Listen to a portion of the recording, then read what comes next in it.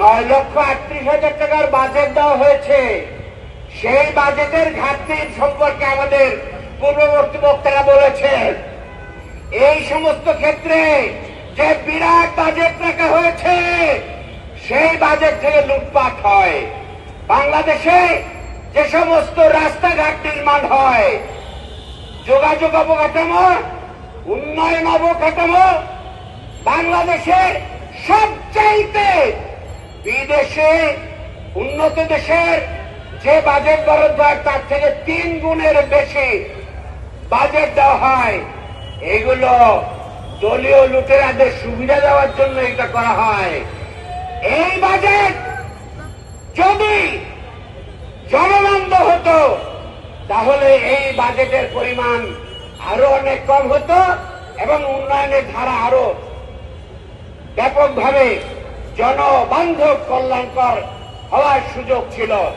বাংলাদেশ জামাত ইসলামী একটি বাজেট দিয়েছে, আপনারা জানেন।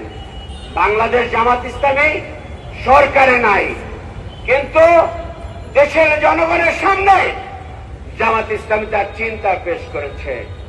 সেখানে 6.5 লক্ষ টাকার বাজেট উপস্থাপন করা হয়েছে, কোটি টাকার।